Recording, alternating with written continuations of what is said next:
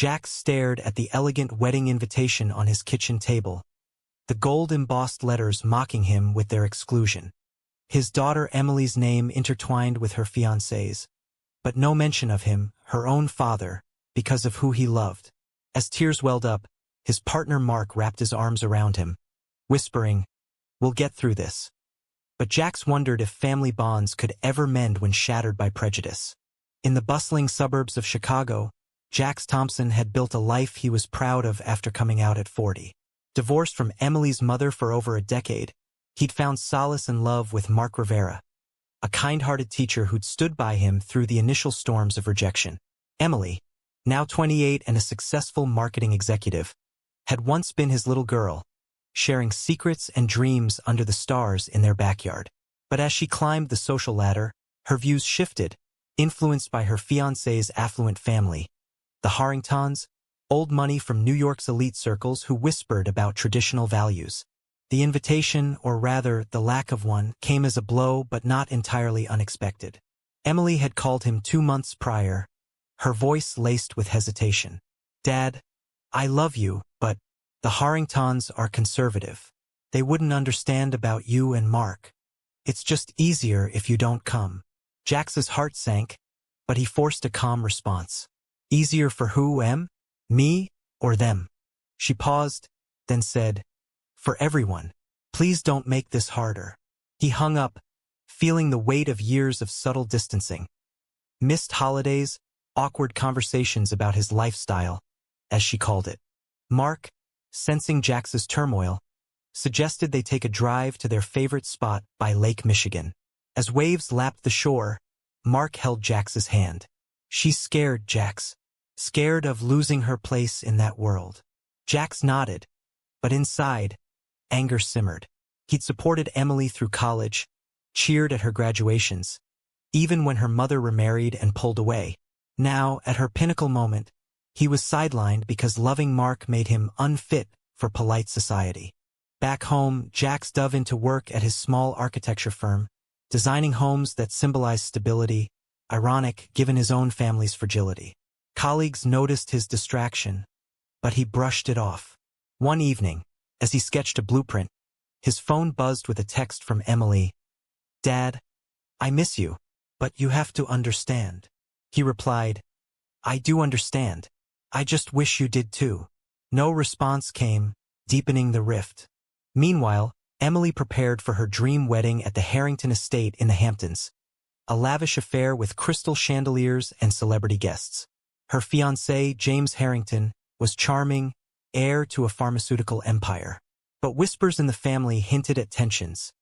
James's grandfather, the patriarch Elias Harrington, was ailing, and rumors swirled about his will. Emily dismissed them, focused on fitting in. She'd changed, trading jeans for designer gowns, her once liberal views for conservative nods to please the in-laws. Jax confided in his sister, Laura, over coffee. "It's not just about the wedding. It's about erasing me." Laura, ever the mediator, urged reconciliation. "Talk to her again. Show her love conquers all." Inspired, Jax wrote a letter, pouring out his heart. Memories of teaching her to ride a bike, late-night talks about her crushes. He ended with, "I'm proud of you, Em, but pride shouldn't come at the cost of family." He mailed it, hoping for a bridge. Days later, Emily read it in her Manhattan apartment, tears staining the paper. James found her, concerned. "What's wrong?" She showed him. "My dad. He's gay. I didn't invite him because you're family." James sighed. "My family has their issues, but that's your dad. Think about it." For the first time, doubt crept in. But the wedding loomed, and she pushed it aside, burying the letter in a drawer. As invitations went out, Jax's absence became a topic among mutual friends. One called him, "Is it true?" Emily said, "It's your choice." Hurt turned to resolve. Jax decided to respect her wish but vowed to live authentically. He and Mark planned a quiet weekend getaway, reaffirming their bond amid the chaos. Yet, societal pressures weighed heavy. At a local LGBT support group, Jax shared his story, finding solidarity in others' tales of familial rejection. "It's not just personal. the facilitator said. It's systemic, generations taught to fear difference. Jax nodded, realizing his pain echoed broader struggles for acceptance in a divided America. Emily's bachelorette party was a whirlwind of luxury, but guilt nagged her. A friend asked about Jax. He's busy, she lied, the words tasting bitter. That night, she dreamed of her childhood, Jax's warm hugs contrasting her current cold choices. Back in Chicago, Mark encouraged Jax to focus on positives. They volunteered at a youth center for LGBTQ+ teens, channeling pain into purpose. One teen, facing similar rejection, inspired Jax. If I can help him, maybe Emily will see one day. The wedding approached, tensions mounting. James's family gathered for a pre-wedding dinner, where Elias Harrington, frail but sharp, observed silently. Little did anyone know, his will held secrets that could upend everything. Jax, unaware, spent the eve reflecting. Mark, what if she never comes around? Mark kissed his forehead. Then we build our own family. Their love, tested by external storms, grew stronger, a beacon in the darkness of discrimination. Emily, in her bridal suite, stared at her reflection. The dress was perfect, but something felt missing. She picked up her phone, finger hovering over Jax's number, but hesitation won. The ceremony would proceed without him, a choice she'd soon question. As guests arrived, whispers about the Harrington will intensified. Elias had revised it recently, conditions attached that favored inclusivity, ironic for a family known for rigidity. But revelations waited. The wedding day dawned bright over the Hamptons, manicured lawns sprawling under a clear sky. Emily walked down the aisle, arm linked with her stepfather. Her real father's absence a hollow ache she ignored. Vows exchanged, rings slipped on, applause erupted. But in Chicago, Jax toasted with Mark over brunch, masking sorrow with forced smiles. Post-ceremony, the reception buzzed with opulence. Flowing champagne, orchestral music, toasts to the happy couple. James's parents beamed, but Elias, seated regally, seemed contemplative. As desserts were served, a lawyer approached Elias, whispering urgently. The old man nodded, signaling for attention. Ladies and gentlemen, Elias announced, voice steady despite his frailty. Before we celebrate fully, I have an announcement. My health prompts me to share my revised will now, to ensure clarity. Murmurs rippled through the crowd. Emily exchanged puzzled glances with James. Elias continued, the Harrington fortune, built on pharmaceuticals aiding millions, must reflect progress. I've stipulated that inheritance requires embracing diversity. Specifically, no discrimination based on sexual orientation. Gasps echoed. Why? Because my late son, James's uncle, was gay. He hid it, suffered in silence due to our family's outdated views. I regret not supporting him. The room fell silent. James paled. He'd known vaguely but not the depth. Emily's mind raced to Jax. Elias elaborated. Any heir or spouse who excludes family for such reasons forfeits their share. This includes recent actions. His gaze lingered on Emily, who felt exposed. Panic surged. Emily had confided in James's mother about not inviting Jax, seeking approval. Now it backfired.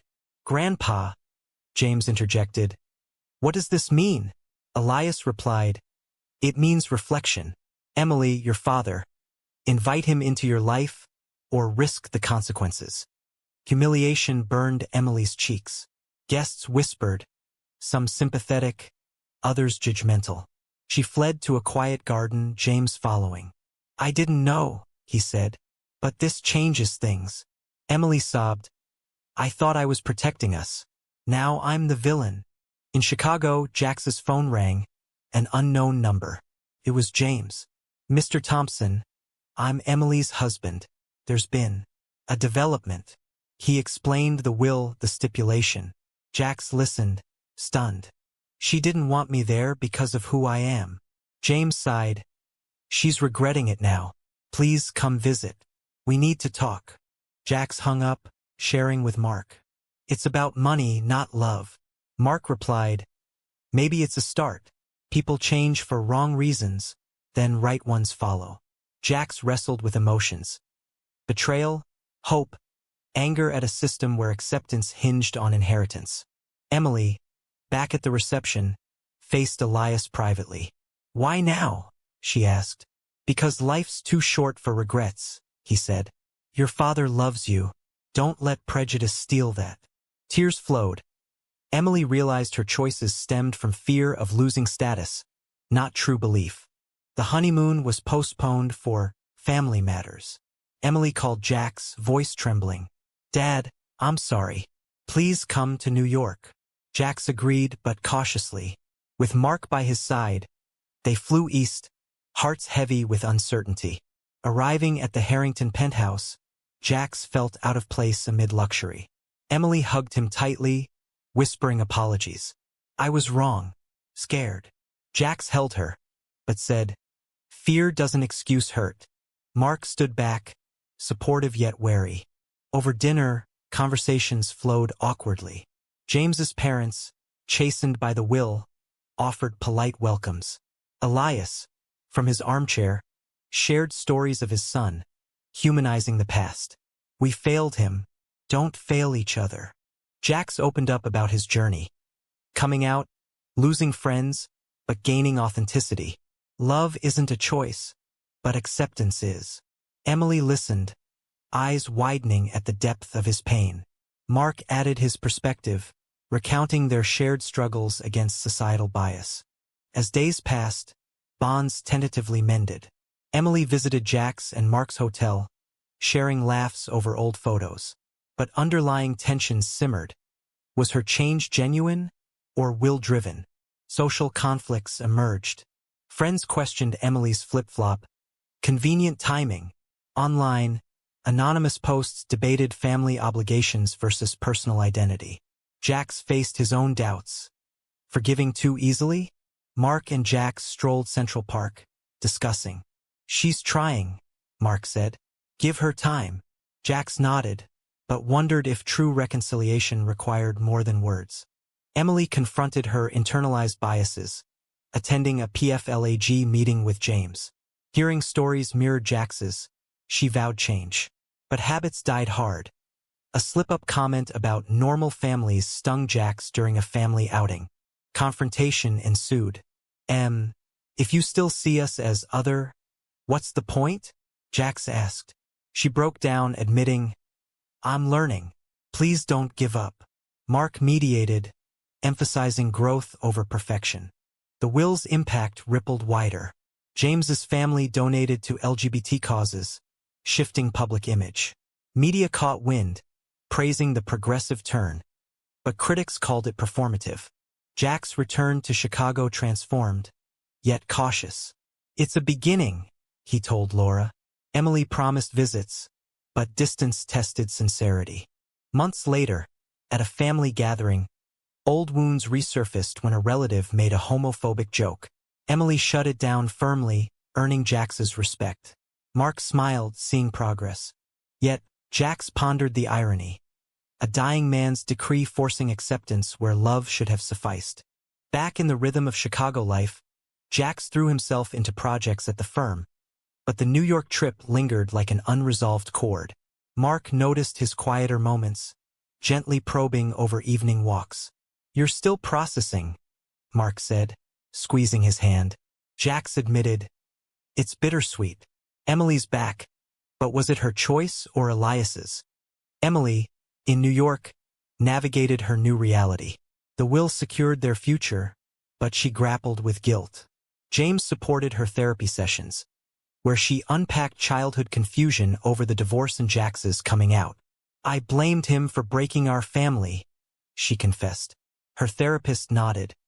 "But love evolves. Yours can too." Correspondence between father and daughter increased. Texts about daily life, calls sharing laughs.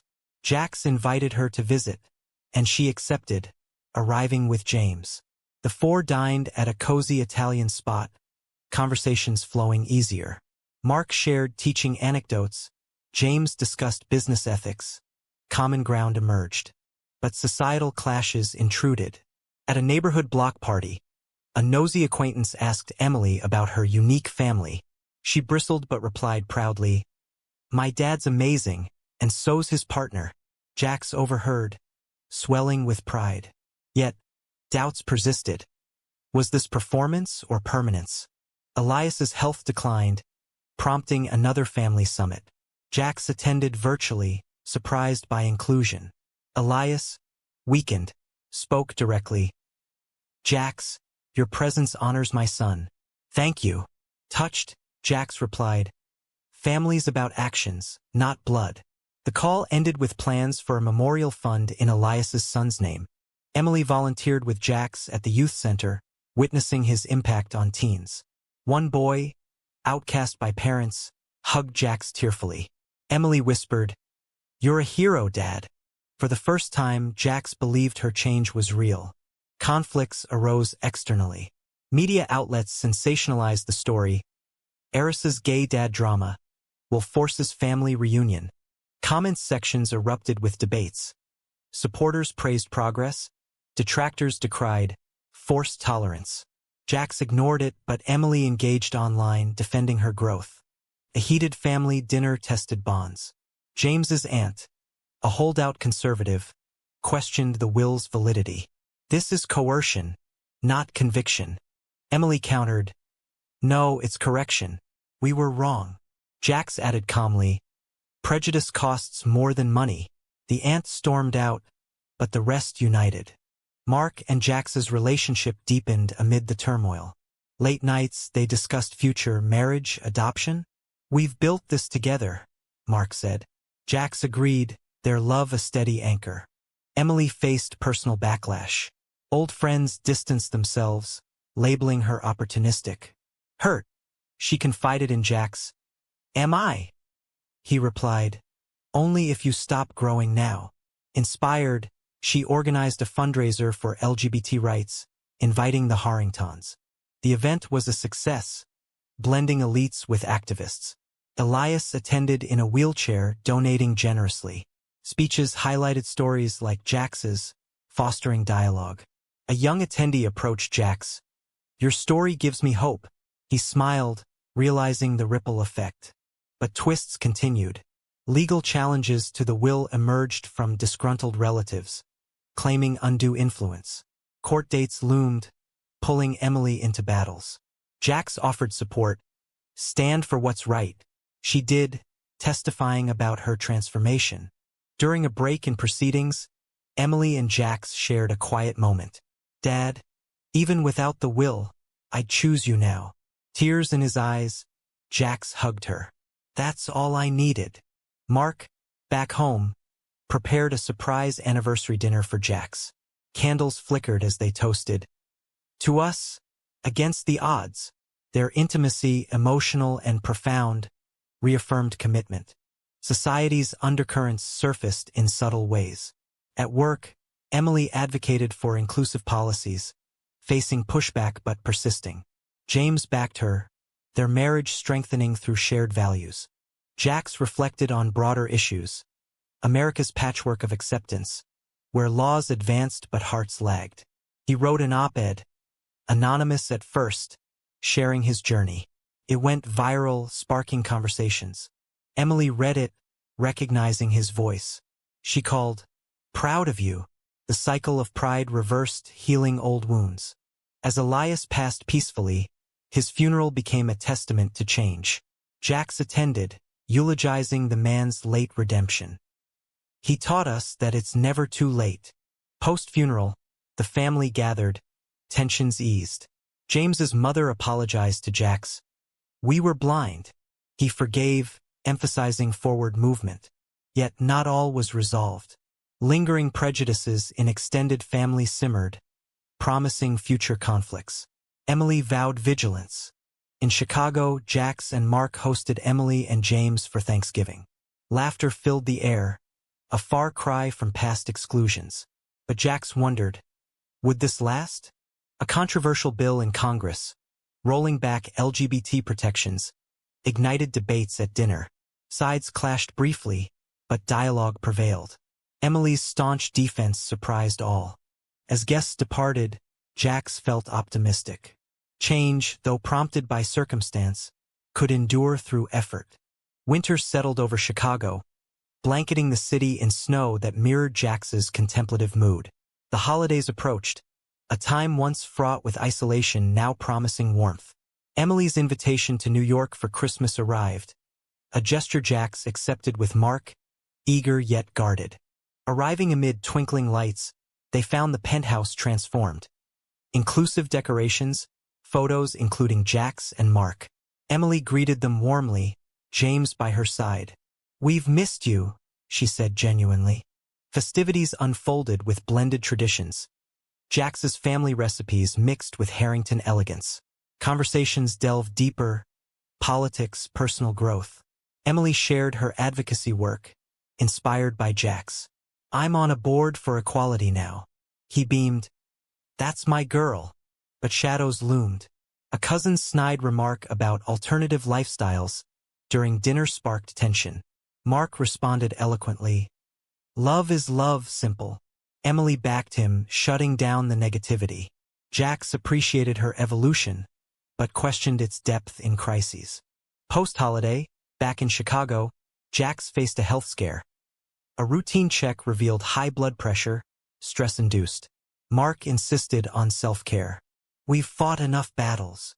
Jax agreed, joining yoga classes, finding peace in mindfulness. Emily called weekly, sharing life updates. She announced pregnancy. "You're going to be a grandpa." Joy surged, but Jax worried. Would she raise the child inclusively? "Teach them love without labels," he advised. She promised. Societal debates intensified with election season, candidates polarizing on LGBT issues. Jax volunteered for campaigns, Mark joining. Emily donated from afar, but hesitated on public stances due to business ties. Jax challenged her.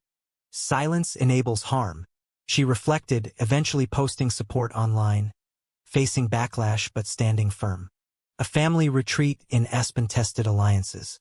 Snowy slopes and fireside chats fostered bonding, but a debate on marriage equality revealed lingering divides. James's uncle argued tradition. Jax countered with personal anecdotes. Emily mediated. Progress honors all. The group parted with mutual respect, if not agreement. Mark and Jax's 10th anniversary approached. They renewed vows privately, surrounded by close friends. Emily attended virtually, toasting, "To enduring love." Her words healed Jax further. But controversy struck when a tabloid leaked details of the Will saga, twisting facts for sensationalism. Headlines screamed, "Forced family? Gay dad's revenge?" Jax ignored, but Emily sued for defamation, protecting their narrative. In court, testimonies highlighted growth. Jax spoke, "This isn't about revenge, it's redemption." The case settled, but public scrutiny lingered, fueling online trolls. Emily visited Chicago alone, seeking advice. "How do you handle hate?" Jax replied, "With love and boundaries." They walked Lake Michigan's shore, echoing past pains but forging new paths. Mark noticed Jax's renewed vigor. "You're lighter." Jax smiled. "Forgiveness frees us." As spring bloomed, Emily's pregnancy progressed. Ultrasounds shared brought the family closer. Jax knitted a blanket, symbolic of warmth. Yet internal conflicts arose. Emily admitted lingering resentment over the divorce. "It shaped me." Jax listened. "I never stopped loving you." Catharsis followed, tears cleansing old grievances. Broader impacts emerged. The Harrington Foundation funded scholarships for LGBT youth, Jax consulting. Media interviews requested, he participated selectively, emphasizing empathy. A pride parade in Chicago saw the family unite. Emily marched with them, flag in hand. Crowds cheered, but counter-protesters jeered. Undeterred, they linked arms, symbolizing solidarity. Back home, Jax pondered the journey. From exclusion to embrace, prompted by a will but sustained by choice. Emily's labor came early, tense hours in the hospital. Jax and Mark rushed to New York, arriving as the baby cried. Holding his grandson, Jax whispered, Welcome to a world of love. Recovery brought reflections. Emily confided, I almost missed this because of fear. Jax nodded. But you chose differently. James, grateful, proposed a family trust emphasizing inclusivity. All agreed, securing legacy. As summer waned, picnics and playdates strengthened ties. Mark bonded with the baby, uncle-like. Laughter replaced silences. Yet Jack's new perfection was illusion. Ongoing dialogues addressed biases, ensuring growth. In quiet moments, he and Mark dreamed of retirement travels, their love unwavering. The story's arc, from heartbreak to harmony, underscored human capacity for change amid societal pressures. With the baby now a toddler, family gatherings became routine, bridging coasts with ease. Jax and Mark visited New York often, cherishing milestones. First steps, words. Emily's motherhood softened her, prioritizing values over veneer. But life's complexities persisted. A school incident, the child repeating a overheard slur, prompted deep talks. Emily addressed it swiftly, educating. Jax praised her. You're breaking cycles. Professionally, Jax's firm thrived, incorporating inclusive designs. Mark published a book on teaching diverse classrooms, dedicating it to Jax. Their influence spread, mentoring others. Emily faced a career crossroads, a promotion requiring relocation to a less progressive state. Debating with James, she weighed impacts. Jax advised, choose where you can be true. She declined, opting for integrity. Social upheavals, like Supreme Court rulings on rights, united them in activism. Protests attended, letters written, collective action solidified bonds. A 10th wedding anniversary for Emily and James included Jax prominently. Toasts celebrated journeys. Jax's moving, love wins when we let it.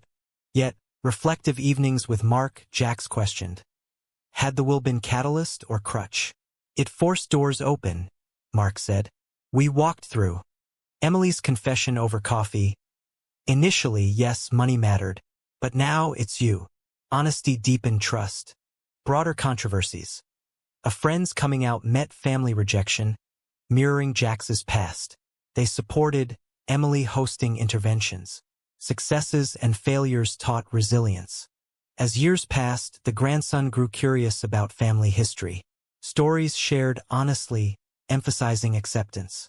Jax, aging gracefully, wrote memoirs, capturing emotions and choices. Publishers clamored, but he chose self-publishing for authenticity. Mark's health scare, a minor surgery, rallied the family.